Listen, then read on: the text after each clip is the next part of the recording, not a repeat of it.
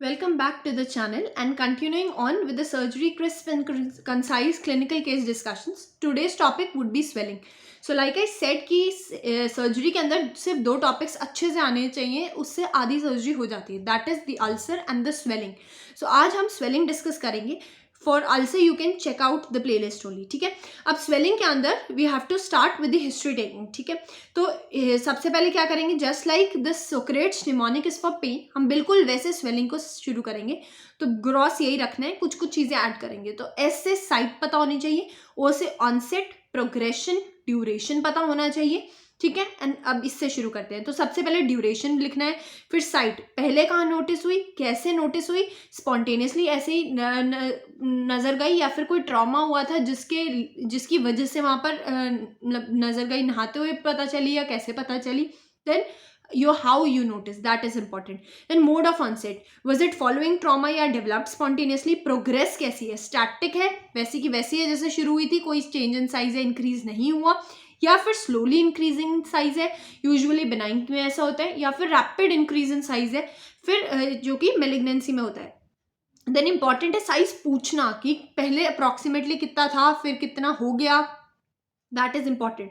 Size of the swelling. ठीक है. Then pain over the swelling क्या है, एंड पेन की हिस्ट्री लेना कि ड्यूरेशन ऑफ पेन, साइट कैसा था, कैरेक्टर कैसा था, whether the pain is radiating और नॉट, पीरियोडिसिटी पेन की कैसी है, एंड पेन स्वेलिंग के साथ ही आया या फिर इंडिपेंडेंट है. ठीक है.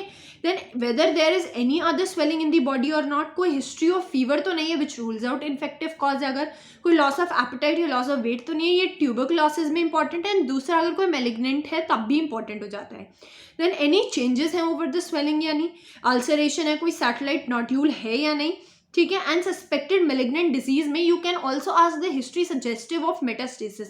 तो वही, अगर लंग्स का इन्वॉल्वमेंट है तो you will ask for the chest pain and haemoptysis. अगर आप ब्रेन का मेटास्टेसिस, सीएनएस मेटास्टेसिस सस्पेक्ट कर रहे हो, then you will look about the features of headache है, कोई हिस्ट्री ऑफ हेडेक है, या फिर लॉस ऑफ कॉन्शियसनेस है, ट्रांजिएंट ब्लैकआउट्स तो नहीं है, बोनी पेन तो नहीं है. Then you can also ask about the abdominal pain, या फिर जॉन्डिस के फीचर्स तो नहीं है. These are important. देन कोई पीरियड ऑफ एक्सीजन तो नहीं है, आपने कोई हिस्ट्री है कि स्वेलिंग पहले आई थी, एक्सरसाइज किया एंड फिर रेकर कर गई. ठीक है. या फिर वैसे भी इन जनरल रेफरेंस. देन कोई हिस्ट्री ऑफ टीबी तो नहीं है, पास्ट हिस्ट्री पूछनी है, उसके बाद personal history, family history, treatment history, या फिर कोई एलर्जी है या नहीं. Coming on to the examination of swelling.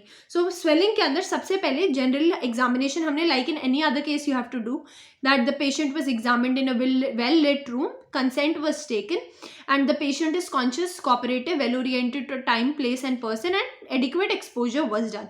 फिर उसके बाद जनरल वाइटल्स लेने हैं. सबसे पहले तो हाइट लेनी है, वेट लेना है, बीएमआई लेना है, एटीट्यूड अगर पेशेंट का वॉकिंग वगैरह का है. देन उसके बाद हमने वाइटल्स लेने हैं. फिर उसके बाद पिकल लेना है, एंड देन पिकल किसी को नहीं पता तो pallor, acrocyanosis, clubbing, lymphadenopathy and oedema. ठीक है. Then coming on to the local examination, हमारा एम क्या है स्वेलिंग के अंदर, पहले ये अगर पता लग गया तो सब पता लग गया. हमें पता चलना है वो स्वेलिंग आ कहाँ से रही है, क्या वो स्किन से ओरिजिनेट कर रही है, क्या वो सबक्यूटेनियस एरिया से, वॉल से आ रही है, सबक्यूटेनियस टिश्यू से आ रही है, क्या उसके अंदर डीप उसके अंदर है. ठीक है. तो इन सब से हमें, और या फिर कुछ कैरेक्टरिस्टिक पॉइंट है जैसे कि सिबेशियसिस में पंक्टम कैरेक्टरिस्टिक है, लाइपोमा के अंदर स्लिप साइन पॉजिटिव है, ऐसा कुछ है तो कैरेक्टरिस्टिक है. तो ठीक है. तो हमें स्वेलिंग का ओरिजिन अगर पता चल जाए तो सब पता चल जाएगा. सो इंस्पेक्शन पे हमें क्या क्या पॉइंट्स याद रखने हैं, लाइक अल्सर आई सेड कि सबसे पहले नंबर, अ सिंगल स्वेलिंग है या मल्टीपल स्वेलिंग्स है, कैसी स्वेलिंग्स है, साइट कहाँ पर है, एक्सटेंट, ऑलवेज एक्सटेंट हमें बोनी प्रोमिनेंस के वहां से लेनी है. इंस्पेक्शन है तो ऐसे लिख सकते हो, अदरवाइज जो पैल्पेशन है उस पर तो एग्जैक्ट सेंटीमीटर मेजर कर. देन शेप क्या है स्वेलिंग का, ग्लोबुलर है, कैसा है, ओवल इन शेप्ड है या इरेग्युलर है. Then size, then margins smooth दिख रहे हैं या इरेगुलर दिख रहे हैं या अप्रिशिएटेड ही नहीं है. स्किन ओवर द स्वेलिंग, कोई स्कार है या नहीं, वीनस कोई प्रोमिनेंस है, पिगमेंटेशन है, अल्सर है, कोई डिस्चार्ज है, फ्यूज ऑरेंज अपीयरेंस है, या सैटेलाइट नोड्यूल है. ठीक है. Swelling can be present anywhere, बस हमें पता करना है कहाँ से. उसके बाद वेरी इंपॉर्टेंट है कि इम्पल्स ऑन कफ, या जो स्वेलिंग है वो कफ करने से बढ़ रही है, घट रही है, ये कब होगा, अगर इन कॉन्टिन्यूशन विद एनी कैविटी है. ठीक है. तब भी ऐसा हो सकता है, जैसे हर्निया है या मेनिंगोसील है, तो अगर हर्निया के अंदर वो पेरिटोनियल कैविटीज कनेक्ट हो सकता है, मेनिंगोसील के अंदर वो ब्रेन की कैविटी से कनेक्ट हो सकता है। तो किसी भी अगर कैविटी का प्रेशर बढ़ेगा या घटेगा तो वो स्वेलिंग जो है अगर कॉन्टिन्यूशन में है तो वो साइज में बढ़ेगी या नहीं। फिर कोई प्रेशर इफेक्ट शो कर रही है या नहीं, जैसे कि स्वेलिंग ऑफ लिम्स कॉज कर रही है या कोई मसल वेस्टिंग प्रेजेंट है या नहीं। देन पैल्पेशन पे इंपॉर्टेंट है टेम्परेचर, टेंडरनेस। टेम्परेचर हमेशा डॉर्सम ऑफ द हैंड से करनी है। टेंडरनेस, साइट, एक्सटेंट, वही सारे ऑल द इंस्पेक्टरी फाइंडिंग्स वो कंफर्म्ड ऑन पैल्पेशन, ऐसे बोलोगे and then you will write कि temperature, tenderness, site, extent, shape, surface, size, margin, consistency. अब कुछ क्लासिकल टेस्ट जो हम से स्वेलिंग में करते हैं, पहला है फ्लक्चुएशन टेस्ट। फ्लक्चुएशन टेस्ट कब करते हैं, अगर कोई स्वेलिंग सिस्टिक है एंड उसके लिए हम स्वेलिंग को फिक्स करेंगे between the index finger and the thumb, एक साइड से फिक्स करेंगे एंड दूसरी साइड से पुश करेंगे, फील करेंगे, पुश करेंगे, फील। सो फ्लक्चुएशन, ठीक है। What all are the swellings जो फ्लक्चुएशन शो करेंगे, कोई भी अगर सिस्टिक स्वेलिंग है जैसे कि हाइड्रोसील हो गया, और भी हम एग्जांपल्स देखेंगे। Then transillumination test. Transillumination के लिए जैसे हम देखते हैं कि jaundice should be examined in a natural day light, वैसे ही ट्रांस इल्यूमिनेशन के लिए डार्कनेस इंपॉर्टेंट है, तो डार्क रखना है। एंड हमेशा जो ट्रांस इल्यूमिनेशन है एक साइड से टॉर्च मारोगे, दूसरी साइड के ऊपर एक पेपर का रोल बनाकर उस पर रखोगे एंड देन यू विजुअलाइज, जैसे हाइड्रोसील में करते हैं। हाइड्रोसील में कभी भी पीछे से नहीं करते ट्रांस इल्यूमिनेशन स्क्रोटम के, हमेशा साइड से करते हैं, क्योंकि पीछे से करेंगे तो टेस्टिस जो है वो लाइट को ऑब्सक्योर कर देगी, ठीक है। देन उसके बाद रिड्यूसिबिलिटी चेक करनी है। रिड्यूसिबिलिटी हम हर्निया के लिए क्लासिकल पॉइंट बोलते हैं। रिड्यूसिबिलिटी और कंप्रेसिबिलिटी में क्या फर्क होता है, अगर हम दोनों को अंदर पुश कर दें, जहां से भी निकल रही है स्वेलिंग पुश कर दें एंड जैसे ही हाथ हटाएं वो वापस आ जाए, दैट इज कंप्रेसिबल। जैसे कि हिमैंजियोमा या कोई भी वैस्कुलर एक्यूमुलेशन है अगर, ठीक है, ब्लड के एक्यूमुलेशन है, लिम्फेंजियोमा, कुछ भी ऐसा है। तो रिड्यूसिबिलिटी क्या है, हमने अंदर पुश किया बट जब तक काउंटर फोर्स एक्ट ना किया, जब तक पेशेंट कफ ना करे, स्ट्रेन ना करे या प्रेशर ना बढ़े इंट्रा एब्डोमिनल, तब तक वो स्वेलिंग वापस नहीं आएगी, ठीक है। देन पैल्पेशन, और हमने कफ इंपल्स हमने चेक कर लिया। अब हमें पता करना है कि स्वेलिंग आ कहाँ से रही है, तो उसके लिए फर्स्ट टेस्ट है स्किन से आ रही है या नहीं। वो कैसे पता करेंगे, स्किन पिंच करेंगे। अगर स्किन पिंच हो जाती है तो यानी वो स्वेलिंग जो है वो नीचे से आ रही है स्किन के, ठीक है। सो स्किन पिंच टेस्ट से हमें स्किन रूल आउट कर ली। उसके बाद फिक्सिसिटी टू डीपर स्ट्रक्चर्स टेस्ट करनी है। क्या वो स्वेलिंग मसल से आ रही है, तो कैसे टेस्ट करेंगे, हम मसल्स को रिलैक्स करेंगे एंड उसके बाद स्वेलिंग को मूव करेंगे। फिर हम पेशेंट की मसल को टॉट करेंगे। कैसे टॉट करेंगे, उसके लिए हमें मसल का फंक्शन पता होना चाहिए, ठीक है। तो मसल को टॉट करेंगे एंड उसके बाद फिक्स करेंगे। अगर वो स्वेलिंग मोबाइल थी when the muscle was relaxed and लेकिन फिक्स हो चुकी है when the muscle is contracting, तब इसका मतलब वो स्वेलिंग मसल से आ रही है। ऐसे ही whether it is fixed to underlying tendon और नॉट, सेम ऐसे ही if the swelling is if the swelling is mobile when the tendon is relaxed but it is fixed when the tendon is contracted, तो यानी वो tendon से आ रही है।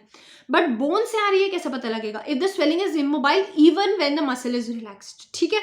फिर उसके बाद कोई वेसल कंप्रेशन इफेक्ट शो कर रही है या नहीं, तो कैसे पता चलेगा, डिस्टल टू द स्वेलिंग जो पल्सेज है वो हमें फील नहीं होंगी। नर्व कंप्रेशन शो कर रही है या नहीं, again we have to, for that we have to test the joint function, muscle power and the sensations also. फिर पल्सेशंस, हमें अगर कोई स्वेलिंग है जिसके ऊपर पल्सेशंस हमें मिल रही है, विजिबल पल्सेशंस या फिर फील हो रही है, then we have to know कि वो ट्रांसमिटेड है या फिर वो एक्सपेंसाइल है। डिफरेंस क्या होता है, ट्रांसमिटेड का मतलब नीचे कोई है, जैसे कोई आर्टेरियल एओर्टा वगैरह कुछ होगी, ऊपर एक मास है एंड यहाँ से एक्चुअली पल्सेशन इसकी है बट वो ट्रांसमिट होकर यहाँ आ रही है, ठीक है। और दूसरी एक्सपेंसाइल का मतलब है यहीं से डायरेक्टली पल्सेशन आ रही है। कैसे डिफरेंशिएट करोगे, you will put your 2 fingers over the swelling, अगर जब वो ऊपर आ रही है तब वो ऐसे ऐसे जा रही है, then this is the transmitted. But अगर कोई वैस्कुलर नीचे है जो एक्सपैंड ही कर रहा है, खुद ही एक्सपैंड कर रहा है, तो हमारी फिंगर्स ऐसे डाइवर्ट होंगी, ठीक है। देन कोई थ्रिल और पैल्पेशन मिली या नहीं, इन सब से हम प्लेन ऑफ द स्वेलिंग पता कर सकते हैं। देन इज द ऑस्कल्टेशन करना है, sorry, movement of adjacent joints पता करने हैं and regional lymph nodes and obviously peripheral arterial pulses जो है वो हमें करनी है। तो ये स्वेलिंग था। अब थोड़े से थ्योरेटिकल पॉइंट्स देखते हैं। तो वी हैड सीन कि फिक्सिसिटी टू द स्किन वगैरह से कैसे चेक करना है। अब डिफरेंशियल्स क्या क्या हो सकते हैं स्वेलिंग्स में, स्किन से अगर कुछ आ रहा है तो डर्मोइड हो सकता है, कोई मतलब सिर्फ स्किन का नहीं बता रही, इन जनरल स्वेलिंग्स है तो क्या क्या सोच सकते हो, डर्मोइड सोच सकते हो which is along the lines of the embryological development जो है उसके अगेंस्ट अलोंग हो सकते हैं, या फिर centre part of the body में, ठीक है। देन एब्सेस हो सकता है जो कि ट्यूबरकुलर हो सकता है, इन्फेक्टिव हो सकता है, ट्रोमेटिक एब्सेस हो सकता है। कोई बॉयल या कार्बंकल है जो कि सेबेशियस ग्लैंड या हेयर फॉलिकल के अलोंग आ रहा है। देन फाइब्रोमा हो सकता है, लाइपोमा हो सकता है, सार्कोमा हो सकते हैं, सारे सबक्यूटेनियस प्लेन्स में होंगे। देन अगर मल्टीपल नर्व्स की स्वेलिंग्स मिल रही हैं देन न्यूरोफाइब्रोमा हो सकता है, लिम्फ नोड्स हो सकते हैं, लिम्फेंजियोमा या वैस्कुलर कोई हिमाटोमा वगैरह, हिमेंजियोमा, ये सारे हो सकते हैं। देन अगर कोई यहाँ इस वाले एरिया में पैरोटिड स्वेलिंग सोच सकते हो, सलाइवरी ग्लैंड स्वेलिंग सोच सकते हो। स्किन से कुछ आ रहा है तो basal cell carcinoma, squamous cell carcinoma, malignant melanoma, sebaceous cyst, तो ये सारे आपके स्वेलिंग्स के डीडीज रहेंगे। अपार्ट फ्रॉम ऑब्वियसली कोई एब्डोमिनल लंप है वो भी स्वेलिंग हुआ, ब्रेस्ट लंप है वो भी स्वेलिंग हुआ, तो उसको भी वैसे एक्सप्लेन आप कर सकते हो। Then what is difference between reducibility compressibility बता दिया। Then now in case the swelling is rising from skin and उसके अंदर क्लासिकल पंक्टम प्रेजेंट है, then that would be the sebaceous cyst, जो कि स्कैल्प एंड स्क्रोटल एरिया पे most common होती है। एंड सेबेशियस सिस्ट के अंदर और लाइपोमा का excision becomes important. Sebaceous cyst के अंदर हम एक इलिप्टिकल इंसिजन देंगे, ठीक है, that is important. And lipoma में लीनियर इंसिजन ही देते हैं। देन अगर ओवर मिड लाइन लोकेशन में कोई swelling along the lines of embryonic closure, I have already said, जैसे कि outer canthus of the eyes पे या पोस्टीरियर ऑरिकुलर एरिया में, तो आप क्या सोचोगे, डर्मोइड सोचोगे। देन रिस्ट के ऊपर अगर कुछ है, ठीक है, यहाँ पर तो गैंग्लियन सोचोगे। गैंग्लियन क्या है, कंटिन्यूटी से ही आ रहा है, मतलब कोई बर्सा वगैरह है तो उसके से आ सकता है।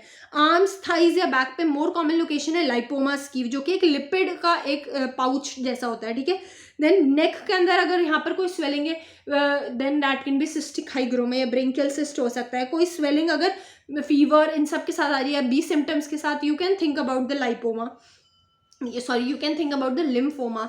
Then what are the transilluminant swellings? They can be the vaginal hydrocele, cystic hygroma, congenital कोई hernia है या फिर कोई meningocele है. So this completes our swelling. So if you're enjoying such videos, please do hit a like button and subscribe to my channel, and you can also check out the playlist on the channel itself which contains all the surgical videos. Thank you.